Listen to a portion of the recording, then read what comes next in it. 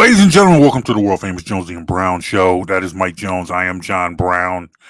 Here to talk that Philly sports with you guys.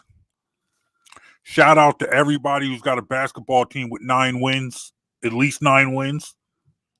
Shout out to everybody who has a basketball team with at least 9 wins, who also has a football team with 8 wins. You really want to start the show this week, JB? Sure.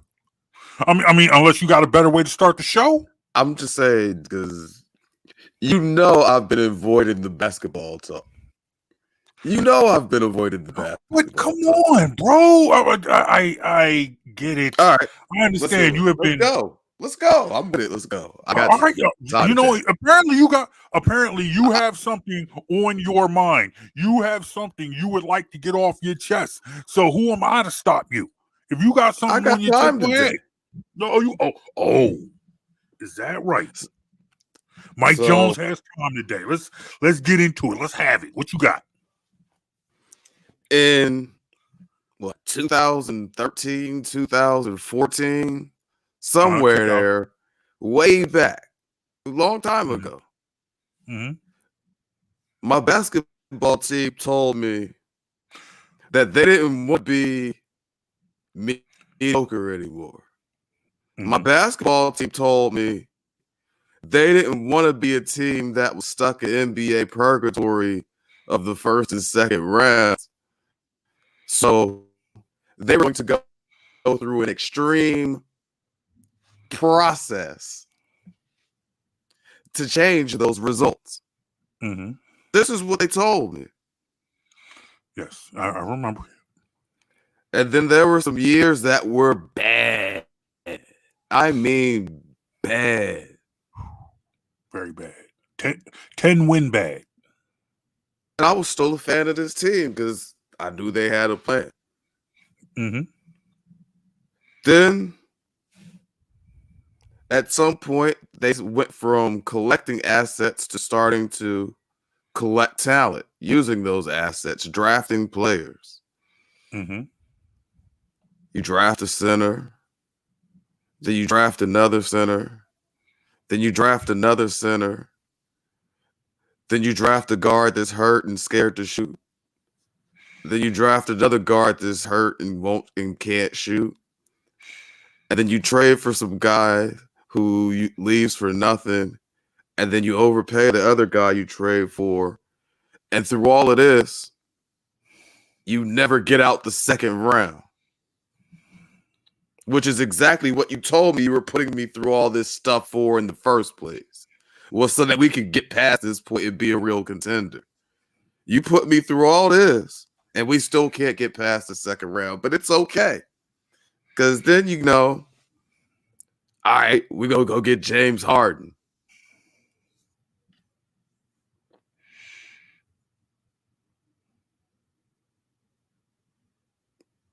That was the answer, James Harden. I told y'all about James Harden years before he got here. Mm-hmm. I had been told y'all about it. When he got here, I'm like, this is my team.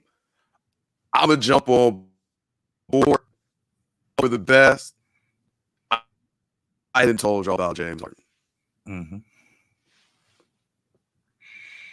Harden left. The Clippers finally got their first win. They were 1-6 with him. Something bad. Now we've got a new coach. We got Nick Nurse. I'm on record as saying Nick Nurse's offensive system is near genius. I love it. But you don't have anybody to run it. You blow people out, or if it's a close game down the stretch against a good team, you're not going to function well. You won one of those against the Celtics because you were up by 16, and they just ran out of time. Because you only won that game by 3. They were turning you over and out executing you down the stretch. They just ran out of time. They let the lead get too big. Mm-hmm. Indiana, close in the fourth quarter, lose. Don't execute in the fourth. Celtics, again, get it fairly close in the fourth quarter. Then they just out execute you. You need somebody. So at this point, this current version of the roster, They're fun to watch. I'm not even talking about Kelly Oubre. I don't have enough information. You're not talking about the off the court incident of Kelly Right, because Oubre. I don't even have enough information to talk about what's going on there. Mhm. But so right now, I'll admit teams fun to watch. But at the end of the day, they're still that team that's going to lose in the second round unless we trust Morey to make the right moves with the assets that he got from the Harden trade. And I don't know that I trust Morey to make those right moves. I don't know that I trust Morey any more than I trusted either Brian Colangelo, Jerry Colangelo. All these guys have long histories in the NBA of building teams that are slightly above mediocre, get the playoffs and lose in the first round. This is these guys' history. This is what these guys do. So I don't know that I trust Morey to do more than that.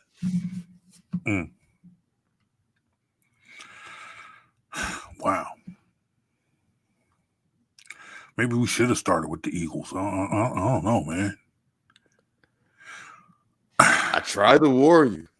No, man. I wasn't ready. I wasn't ready for that, man.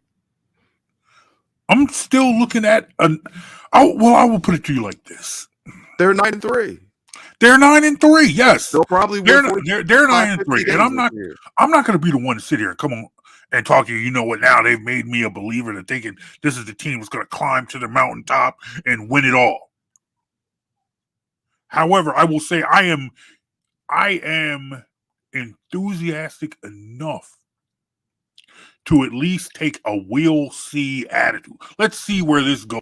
And I will say this because before nobody was giving them that. To say, hey, let's see. I agree. There is a we'll see element to this. There's a we'll see, let's see element to this team. And I'm saying that's an element that this team didn't have going into the season. I agree. You brought in a couple first round picks. You're overly deep with wings now. A lot of them are older. You're taller, longer, more athletic on the wings than you have been in previous seasons. You actually are capable of defending perimeter players now. But you need somebody to run the offense so you can execute late close games. If you can't do that, you can't win. No, I can't argue with you on that. I guess if anything, the problem was before the Harden move. You were looking at a team that you knew could not get out the second round. And before the Harden move, there was no clear-cut way for this team to get better. This team just was what it was. And I'm not saying that this team has gotten better in the sense that it's not it's better than a second-round team. But it's talk me off the ledge, please. Talk me off the ledge. I don't know if I can. I don't know if I can because you sat here and really tried to talk me onto the ledge. You really came out here was like, bruh. I mean, this is just how I feel right now. I was sitting in my living room on my couch, enjoying a little adult beverage here. Shout out to the unofficial sponsor of today's show. Thinking, hey, you know what? Let's see what happens. You know, it's like you know, like I'll put it to you this way. Let's jump in the time machine. We don't need to go back to we don't need to go back to the beginning of the process. Let's just go back to last season. We had our boy AG on the show. And we talked about what the Sixers needed to do in order to keep Doc Rivers' job. And we said that they needed to get out the second round. They needed to get out the second round. They needed to beat the Boston Celtics, despite the fact that the Celtics were a better team, and despite the fact that the Celtics had home court advantage for that series. Mm-hmm. We said it was a daunting task. Said it was unlikely, and we all to happen, and it seemed unlikely to happen. And you know what? For the most part, we were like, "Hey, man, I'm gonna miss Doc." That was our attitude. Plus, we knew, except for when I don't miss him. Days. No. Well, look, I didn't mean it like we really. I know.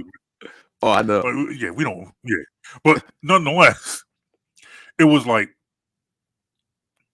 we kind of knew what was going to happen, and plus, you add to the fact that we had no Embiid for Game 1. Mm-hmm. Remember, Embiid sat Game 1. Mm-hmm. He won that game though. Yeah, we won that game, and then it became. And at that point, it was like, whoa. Mm-hmm. Maybe they can pull it off. Embiid's coming back. If Harden can continue to play like he played in Game 1, or at least give you some semblance of that, who knows what can happen? Maybe it can happen. But according to Harden, in Game 1, he got to be the system, and in Game 2, he had to be part of a system. So that was never going to work. Hey, look, I'm over here trying to be positive about the Sixers. Don't get me on James Harden. Look, I done had too much of this to talk about James Harden being the system. All right, don't talk to me about that system. Don't talk to me about that system. Plus, you see what I got on, right? I'm on my NWA piece today. I see. Yeah, let's get it twisted for people who are watching this show. I don't care about this team one bit. I'm just on I'm MC Ren today. I'm just here with a little bit of attitude. Here with a little bit of attitude. Exactly. That's all I'm doing today. Because back in the day, it didn't matter. I couldn't name one Raider, but I had a ton of Raiders gear because I wanted to be like NWA. But nonetheless, man, don't get me on James Harden being a system. He's a septic system. And your man, oh no, man. He's gone. Good riddance. He can follow. He's gone. Same way with Ben Simmons. He's gone. Good riddance of both of them. Whatever. Agree. Bottom line. But now good riddance. You need to find that piece too. And where are you going to get him? Because I don't know where that guy is available in the league. I don't know either. I honestly don't know. People are talking about Zach LaVine, nice basketball player, doesn't fill the need. Yeah, that doesn't. That doesn't move the needle for me. I mean, he's a nice basketball player. At this point in time, I'm not going to diminish Zach LaVine, but he's a guy to me. No, I think like I said, Zach LaVine. I think he's a guy who can ball, but the type I just laid out the type of player I want. That's what I'm saying. He's not the role he played. This is not a knock on Zach LaVine. Like, I'm not calling Zach LaVine trash. I'm not calling him garbage. I'm not saying he's a bad player. He's a guy to me, as in he's not somebody who's going to help me win this. He's not going to help this team. He's not going to be the guy that's going to help this team win a game, or at least get past what has held them up all this time over the past year. Zach LaVine is not the guy to get them past the second round. Yeah. I agree with you. This team needs a point guard. Even and maybe not even necessarily a starting point guard. You see, they get numbers, they get buckets with that first team. But at some time down the stretch, you know what? I don't mind. I don't mind D'Anthony Melton sitting on the bench in the fourth quarter. If you got yourself a quality point guard and Tyrese Maxey at the 2 in the fourth quarter, where you're not running your guard, it's probably going to be a stretch try to come by a guy like that starting point guard. Yeah, but if you could get me a Josh out in New York, I'd take him. I'm sorry, say that again. I said Do I he'd get me a Josh Hart out of the. Yeah, I don't know. Knicks ain't coming off Josh Hart. I know not, but they're redundant at the point position with him and Brunson. They could use some wing help with the inconsistencies of R.J. Barrett and others.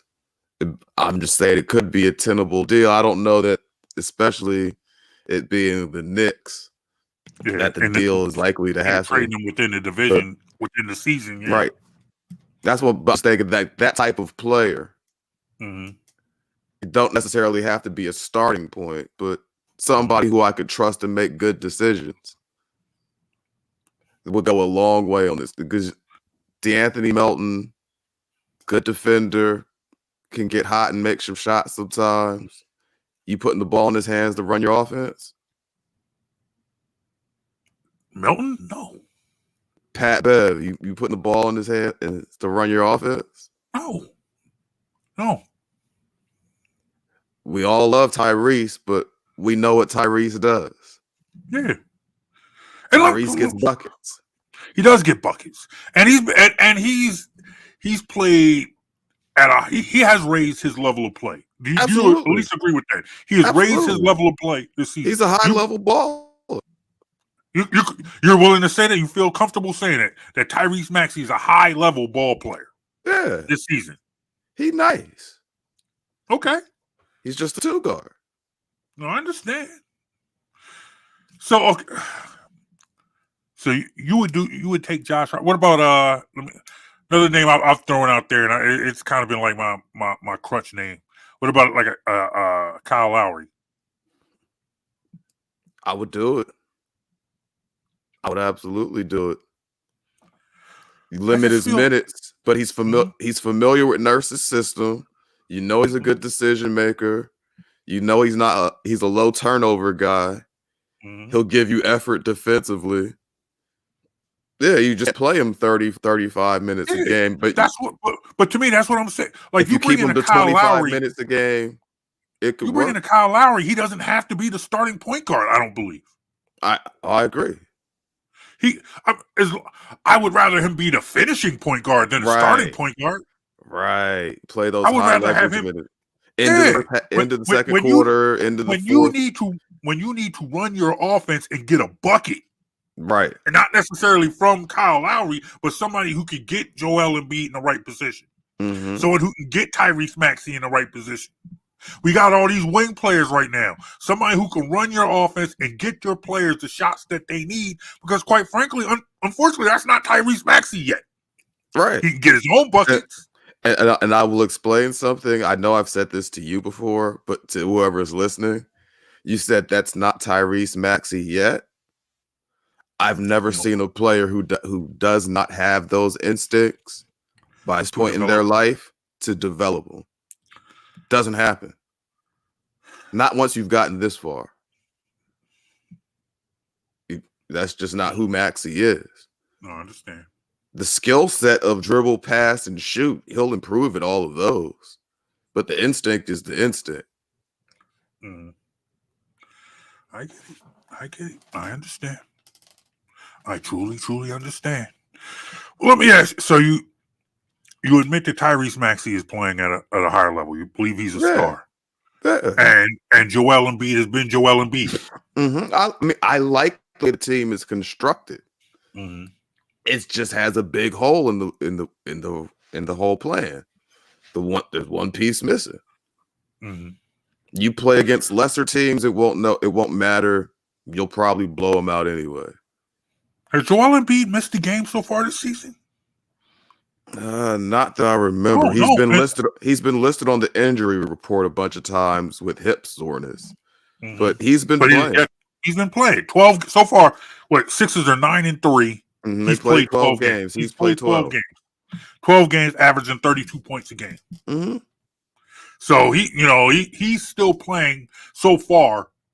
12 games into the season, would you say he's still playing at an MVP level?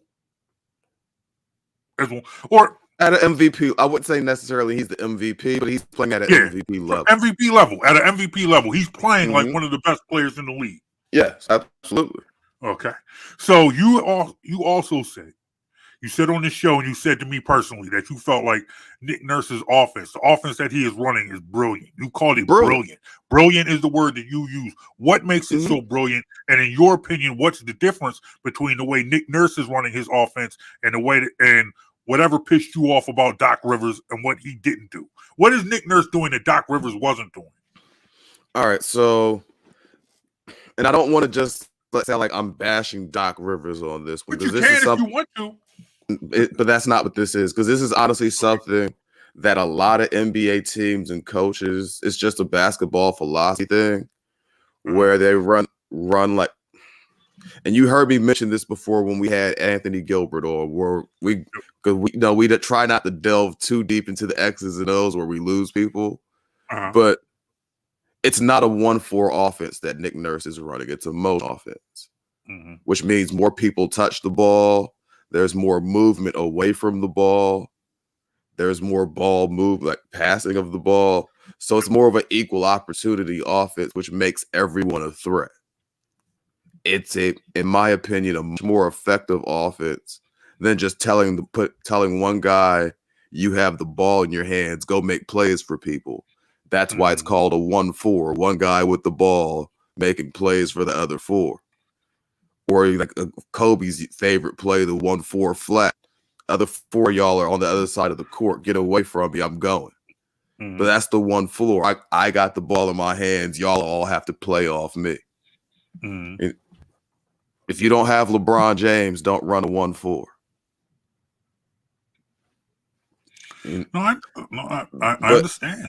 A lot of coaches, especially point guards, want to run the 1-4 because that was the way they wanted to play the game. They wanted to be the guy with the ball in their hands making plays. But it's a much better, much more dangerous system when the ball moves, everyone's a threat. And you have a point guard on the floor who can reset and settle things down when necessary. But ideally, the ball's going to move and flow, which is why you'll see the Sixers beat lesser teams, because the ball's moving, bodies are moving, there's a flow to it. But good teams, good defensive teams, close games, that's where you need a guy to control the offense. But most of the time, it's just going to flow. It's a much different system than what Doc Rivers was running, with a one dominant ball handler, especially in the Harden years. But the same thing was true in the Ben Simmons years. You had one primary ball handler and everything else playing off them. And then, because that tends to get you into an offense that slows down some, and then a guy who doesn't get to be the playmaker, when he gets the ball, he's more likely to hold on to it because it's his turn to do his thing now. Like, it's counterproductive to winning, in my opinion. But what Nick Nurse is coming doing, it's beautiful when you watch a team play good basketball. Why can't you enjoy it, man? Just enjoy it. Let's worry about April and May and June. In April, May, and June. But in November, I see them lose to the Celtics without Jaylen Brown or Porzingis because they can't execute in the fourth quarter of a close game. I see that in November. I see them lose to Indiana. The game ended, and I text you and Javon Alford. These are the games that make me say the Sixers still need a true point guard. A lot of talent. Nurse's system is brilliant, so they'll win a lot of games. And I'm sure they'll improve at executing close games late. But I trade one of those wings and all of those picks that we got for a point. Point guard, point forward, whatever. But we need a point. Like, I see that in November. So it's not that we have to, think about the playoffs now. When I look at this team now and I'm evaluating this team now, that's what I see. So, Well, like I said, they play a good style of basketball. They are fun to watch. I don't deny that. well, I think honestly, I feel like what this team provides, I feel like it provides more of a work in progress type attitude. Mm-hmm. I am pretty sure Daryl Morey didn't make the move to move James Harden just to stop here, just to say, all right, we're good now. Let's go out and play. I agree completely. But I do. But what I'm saying, let me finish. I do understand and acknowledge your point that Daryl Morey hasn't necessarily earned our trust to finish this job. Right. However, and that's where this I team am. If we had Jerry Rice running the show, yeah, I'm in. Let's go. We'll get it right. If Pat Riley's running the show, Rawls is going to make the right move. We're going to get it done. All I'm saying is right now. I don't know. All right, you know what? You know what? This is a local train. The 76ers bandwagon is a local train. This is not the Express. Mm-hmm. Meaning, I reserve the right to get off at the very next stop if I need to. All right? This is not, You don't have to wait to the final destination. I don't have to wait to the final destination to get off this train. Right now, I'm on the train. These moves got me on the train. Because right now, I'm going into the season. Look, I'm always going to go into the stop. I was at the stop. Mm-hmm. The train was right there in front of me. I'm at the stop and I've crossed the guardrails. And see, like I'm at the train station. I have a ticket. Yeah, I got a ticket too. We all got tickets. But I haven't boarded yet. I'm at the train station. I got my ticket in my hand. My bag is packed. Ooh, I was right there next to you. You and I. But like for me, here it is. The boarding announcement. When you're at the train station, when they make that announcement, time to board, that announcement for me will be whatever Moore does with these assets he just got to complete the team. That's the board. That's the boarding call. I will put it to you like this. You and I is Jonesy and Brown. Mm-hmm. We decided, when we decided that we were going to get into this podcast thing together, we're in this together. Mm-hmm. We went to the station together.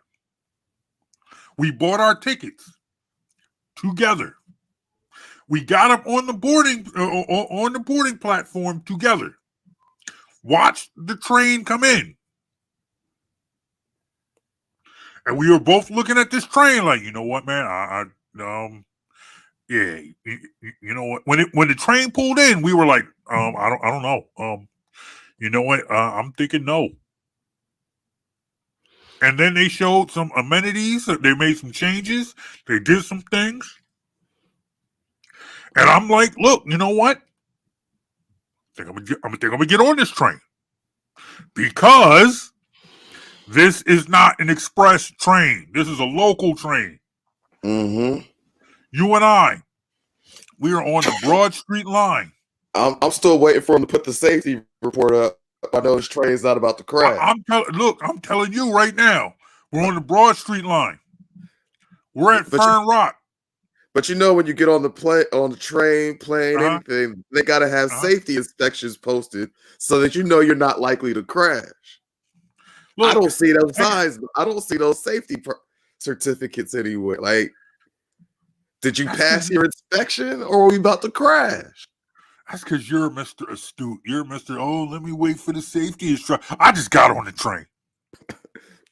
I'm on the train, and at this point, I'm on the train, and I've turned around. I'm at the door of the train, and I'm turned around looking at you, the guy I came into this station with. Mm-hmm. And I'm looking at you like, you sure they got brakes on there? They might crash. All I'm saying is, this is a local train.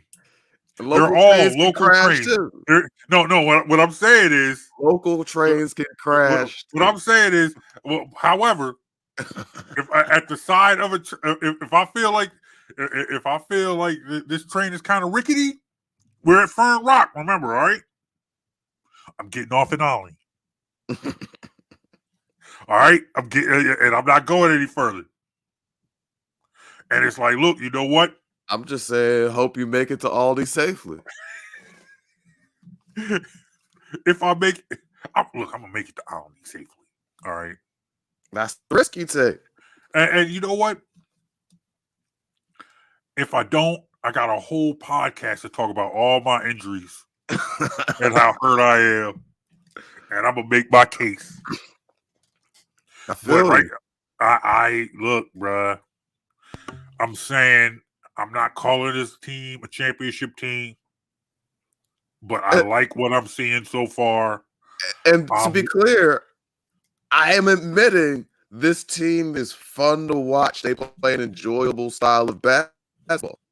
Mm-hmm. But for me, the way being like how I feel about basketball, being who I am, how I watch the game, it's hard to separate watching the team and enjoying what they are without also evaluating the limits of what they are.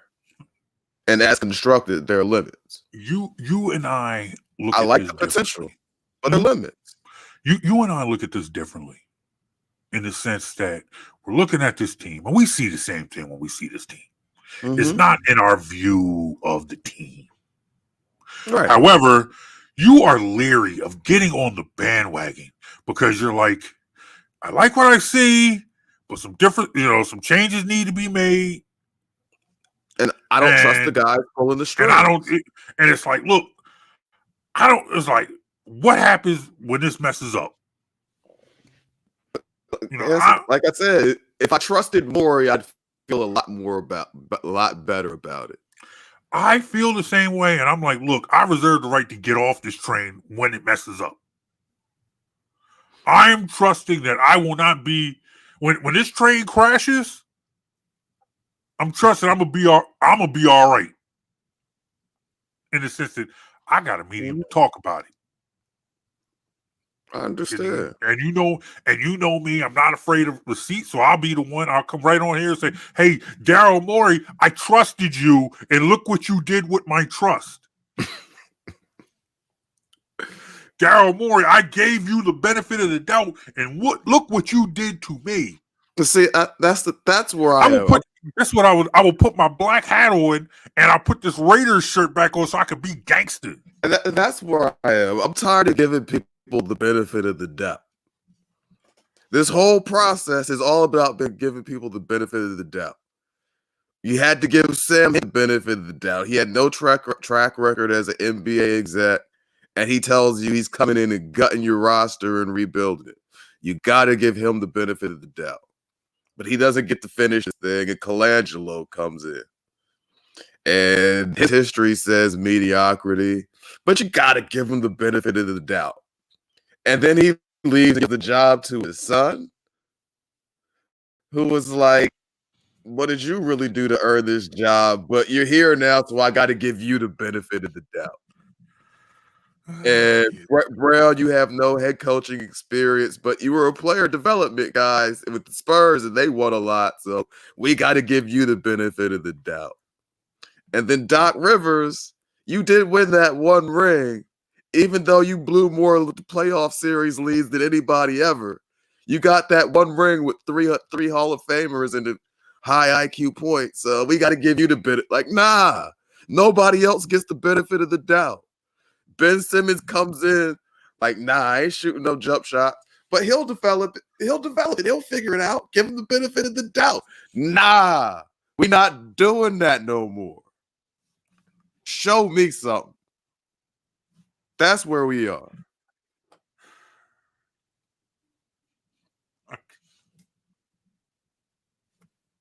Like, how much? I don't got no more doubts to benefits. No doubt. Your benefits package expired. You're not wrong. I'm just maybe I'm just a little, look, man. Maybe I'm a little trusting. Maybe you want to call it being naive. Maybe I'm just naive like that.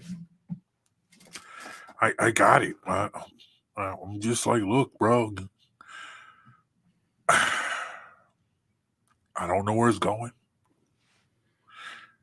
but you know what? If Daryl Morey messes this up, I'm just gonna use this same microphone that I came on and gave him the benefit of the doubt. I'm gonna use it to bury him. Simple as that. I will let you lead. I will let you come on here and tell us all that you told us so. You know, I'm not one to deny you the right to be right. But this isn't even an "I told you so" type feeling. It's just a "I don't trust you" feeling. I'm not saying he's going to get Yes, it and I don't wrong. trust you feeling now. It's But not what a happens at the end of guarantee. the season? It's not a At the end if of the Morey season, when he gets it wrong, if what do you Morey do gets then? it right, which he might get it right. That's the thing. There's a chance he'll get it right. I'm Yeah. not guaranteeing Morey's going to get it wrong. So it's not an "I Look, man, told you so" thing where I'm like, yo, Morey's about to mess this up. I just have to wait. You're my man. So if he gets it right, I'm gonna allow you to get back on the bandwagon. You're gonna sit right next to me, and I'm gonna act like you've been here the whole time. They'll be like, "Who is this Mike Jones dude? Didn't he have doubts?" No, Mike Jones had no doubts. Hey, I'm watching games. I'm cheering for the team. Yeah, rosters just needs work, and I don't trust the guy building the roster. Understood. That guy got to show me something. Understood. All right. So let's switch focus for a little bit. Let's talk to a GM who has seemingly earned your respect and earned your optimism. Let's talk about the Philadelphia Eagles, who are going into Monday Night Football against the Kansas City Chiefs. How confident? How confident are you coming back from the bye week, 8-1? I'm gonna answer Monday that Night question. Football. I am gonna answer that question, but you're right. Morey does need to study Howie Roseman's whole career path, because there was a point where we felt this way. How I feel about Morey right now, there was a point where we all felt that way about Howie Roseman. But Howie was honest with himself, faced some harsh realities, and came back a better man for it. Yes. It's okay to do that. It's okay. Daryl, Mr. Morey, if you're watching this, it's okay. You can do things. It doesn't have to be the analytics every time. It doesn't have to be somebody who's going to shoot 10 threes a game all the time. Just get a guy who can play the position. Get me a baller. That's all. Now, you asked me where's my confidence in the Eagles. Sorry. I understand. You had to make one last point. This is why I had it pent up. We hadn't been I hadn't even been wanting to talk Sixers. It's been pent up. But now, okay, so Eagles are 9-1. 8-1. 8-1. My fault. It's all good. 8-1. Yeah, we're just coming off the bye week. It's easy to think going into every week, just assuming we were going to win. Yeah. Yeah. 8-1 Eagles. This Kansas City game is a real interesting matchup to me, though. What would you say is the weakness of the Eagles right now? I would say probably the secondary. What would you say is the weakness of the Chiefs? Downfield weapons. The receiving core. So who gets to take advantage of that? I don't. You see what I mean? Yeah. No. This is a weird one. It right now, currently, the Kansas City Chiefs are the closest thing to that Patriots dynasty that we have. I'm not calling them the Patriots, but what I'm saying is there were during that time when they were perennial Super Bowl winners and in it every year. I would say I'm not going to bet against Tom Brady and the Patriots until someone beats them. And I feel like as you should. Yeah. And I think people are clamoring to put the Chiefs at that level. Whereas it's almost as if the Eagles don't stand a chance when in actuality this could be a pretty good game. This seems to be pretty equal. I expect it to actually be a really good game. Yeah. The Chiefs' defense is good. It's actually a really good defense. Yeah, Chiefs play very good defense. And despite our complaints about the Eagles' offense, they score points. Yes. It might not always be as pretty as we want it to be. But over the last couple weeks, their red zone percentage is way up. Mm-hmm. Turnovers, dropping the ball, we got to clean that up. We've been talking about that. Seems like every week this season. Got to clean up turnovers and mishandling the ball. But with the red zone having improved on offense, if you could clean up the miscues, turnovers, fumbles, interceptions, that sort of thing, this offense is right where it was last year. Mm-hmm. The defense, it's a lot of youth on the defense. But here's the thing about I was looking at this year. Everybody's talking about last year's defense, this, that, and the other. They blew people up. Last year's defense, there was a stretch of games. Avonte Maddox was out. Mm-hmm. Gardner Johnson was out. And we made teams' quarterbacks look like superstars. Guys were going 16 for 18, 17 for 17, career high completion percentages, all exposing us in the slot. The exact same thing teams are doing to us this year with Avonte Maddox out again. Mm-hmm. And prior to the addition of Kevin Byard, who we're thinking the bye week will do a lot of good as far as getting up to speed with the system. And Bradley Roby, a full participant in practice this week, an actual functional slot corner. It likely to be a much improved defensive effort that you see this week. This was not a new story for the Eagles. When that middle name of the defensive secondary, slot corner, and that safety last year when they were down, it got bad for the Eagles secondary. When they were down this year, it was bad. Like, I'm sitting there watching games with guys. They were like, yeah, just watch. They're going to go at the slot and they just motion the guy. Whoever's guarding the slot, tight end, slot receiver. Yeah, that's what they're going to do. Why even throw to the outsides when you just move your CD Lamb, you need some yards, go play the slot this game. This whoever, just move whoever you want to throw the ball to the slot. And you'll be pretty successful. Talk to me after I see a Byard this week with Roby out there. Then we could talk about how the Eagles secondary looks. But I've seen this story before. When they're hurt at the slot corner, they can get exposed. It can get ugly. They can get exposed. And I think honestly, you see with this Eagles team, just how much one hand washes the other. Mm-hmm. When that front four is getting to the quarterback, those DBs, it's a beautiful thing to see. And here's the thing: the Eagles front four this year has a top 5 in the league pass rush win rate.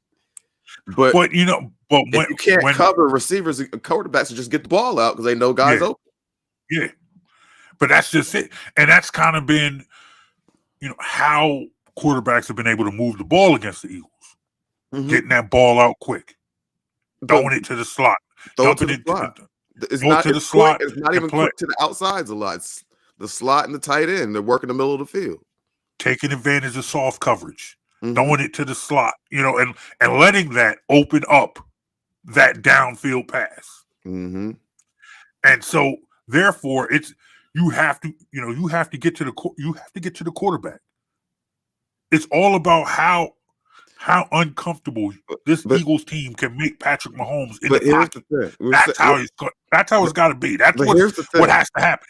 You're saying, but when we say get to the quarterback, Patrick Mahomes may be the fastest I've ever seen at drop back process and get the ball out. He does that as well or better than anyone I've ever seen play the game. So if you want the defensive front to actually be able to get home on Mahomes, you have to have solid coverage. If you're playing off where your slot is vulnerable, where you know the guy's beat, Mahomes is just going to put the ball on him because he doesn't have to be 1-2 square. He'd be off balance, 1 foot leaning over, and just sling a dime. Take that. Like that's what he does. Yep. So they're going to have to work together. But the D line often wins, but they don't get home because the quarterback already has somebody open. If you get to me in 2.3 seconds, but the receiver got open in 2.1 seconds, ball's gone. Yep. So it really is going to be a lot on the performance of Byard and Roby to secure the coverage in the middle of the field. Make quarterbacks take that extra 0.3, 0.4 so they can get home because, the guys just get the ball out quick. The Eagles do have 30 sacks on the year through 9 games, which is really good. It's not quite last year's pace, but you're still on pace to be close to 55, 60 sacks, which is really good. That would have had you second best in the league last year. So it's really to me about how they're able to shore up that secondary. Yeah, I think the secondary is starting to get healthy. Byard's got another week. He's gotten the bye. Let's see how he works into it. Roby's going to be back there. Blankenship's a little bit healthier. That's what I'm looking forward to watching. The middle of that defensive secondary with Byard having time and Roby being healthy, I'm looking to see improved play in the middle of the coverage. If that doesn't happen tomorrow, like right now, my confidence is still pretty high. Okay. If they all right, so let's put this into perspective here. What is your confidence right now in Daryl Morey? In Daryl Morey? Yeah. Confidence? Yeah. Like a 4? 4. Like a 4 out of 10? 4 out of 10. Okay, what is your confidence in the Eagles secondary? Daryl Morey's right here, the 4. A healthy Eagles secondary? The Eagles secondary that's going to play on Monday. You want to call him healthy, healthy, whatever. What's playing Monday is a healthy. Because I had to clarify because what we saw the last 2-3 weeks is not what we're going to see Monday night. Okay. What we're going to see Monday night, I'd say my confidence in them is about a 6.5, 7. So a healthy Daryl Morey, who you spent the first 35 minutes of this show showing you had no confidence in, very little confidence in. He's at a 4, but a healthy Eagles secondary only moves you up 2 more spots? 2.5, 3. All right, look, There's a reason for that. Byards knew Roby's played a half. There's a lot of chemistry yet to be developed. okay. I can't have my confidence at 10 with guys that have never played together. All right, understood. Let's move over to the other side of the ball. Right now, Patrick Mahomes, is he the best quarterback in the league? Yes. It's not really a question. Not really a question. Where in that he's top tier. He's in the top tier right now. Yeah. Correct? He's actually worth being paid like a big contract. Okay. No, not arguing that. Jalen Hurts. Where is he? Not quite Mahomes. Doesn't have the full body of work that Mahomes had. But the way he's played this season, had some ups and downs, throwing some interceptions, has struggled at times. Where do you compare him to Patrick Mahomes? I don't. Uh-huh. I don't compare him to Patrick Mahomes. They're not really on the same level. The only guy in the league I even come close to calling on Mahomes' level, healthy, Joe Burrow. Okay. Everybody else is a clear notch below. Okay. I mean, Burrow is a half level below because he doesn't have the athleticism that Mahomes has. Okay. But as far as being able to play from the pocket as a passer, those are the two best in the league at it right now. But if someone was to say, okay, Jalen Hurts, 210 for 305 on the season, 2,347 yards, 15 touchdowns, 8 interceptions. That's Jalen Hurts. Mm-hmm. Patrick Mahomes, 229 for 334, 24-42, 17 touchdowns, 17 touchdowns, 8 interceptions. Does that tell you that you want to put some context on that? No. What fun is that? No, I'm no, because seriously, let's do it this way. Put Jalen Hurts in Kansas City's offense with those receivers. All you got is a tight end, and using the middle of the field isn't necessarily your strength. And your O-line is okay, but it's not great. And your running back is a 7th round pick. Or put Patrick Mahomes behind this Eagles O-line with A.J. Brown and Devontae Smith and Dallas Goedert and all the other various pieces the Eagles have, and how you think that looks. I hear you, but I feel like people make it. Matter of fact, skip the offensive line. Just give Pat Mahomes, AJ Brown, and Devontae Smith, and what do you think happens? But my thing is, if Patrick Mahomes is making up for so much, shouldn't that mean the Eagles' defense should cook on Monday? Theoretically, and that was that matchup I brought up from the beginning, where we're talking about the weakness of the Kansas City is their receiving core.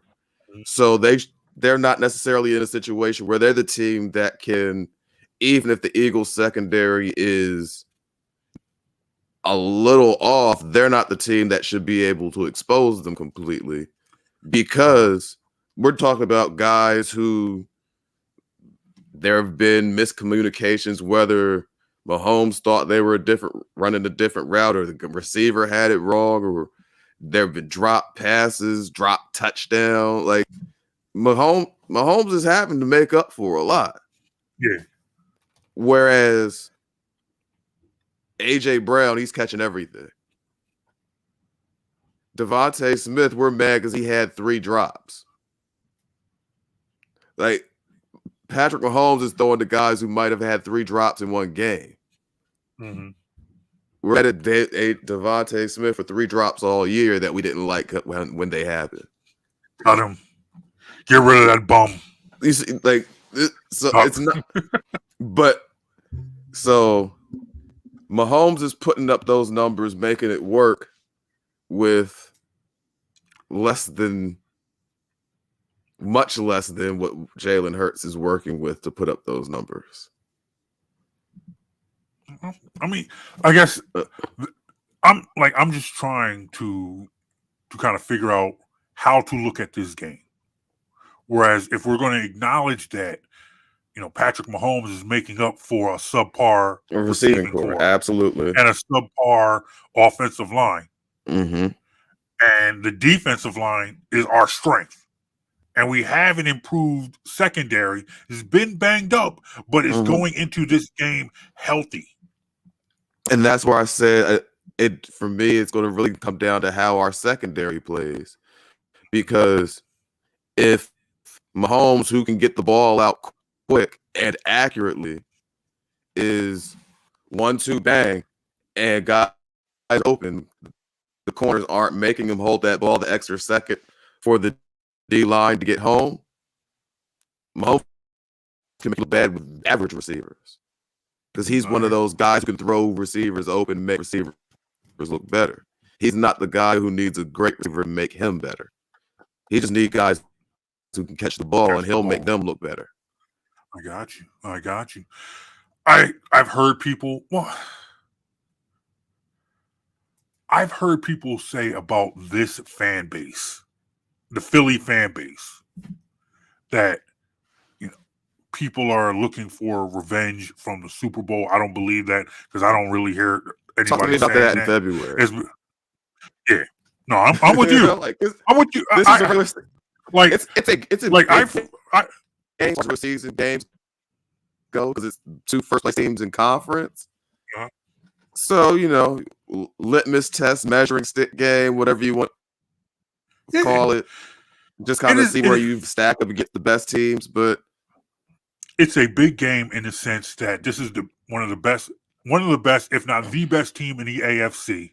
They're the defending Super Bowl champions, and they have the best record in the AFC. Yeah, for the tenure of their head starting quarterback, we have never beat them. But the Eagles I want to say this though, like I don't want to say, because we like to phrase it call the Eagles the best team in the NFL or best team in the NFC because of their record. If we're going to do that, the Chiefs are the best team in the AFC. Okay.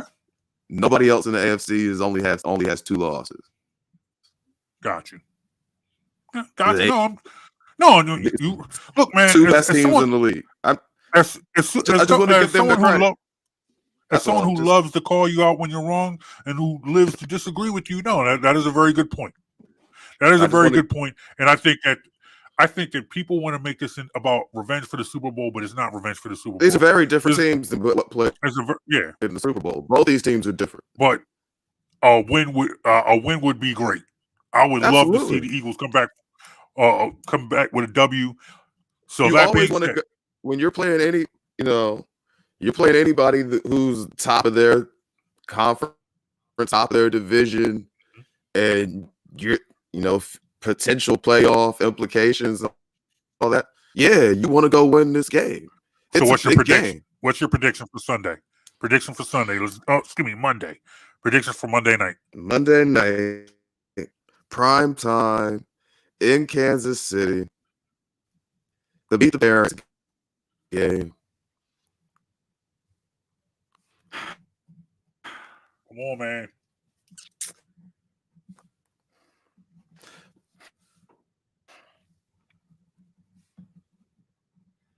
Come on, 27-24. 27-24 who? Come on, man.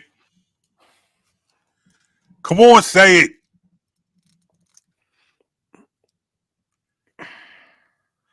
Chiefs.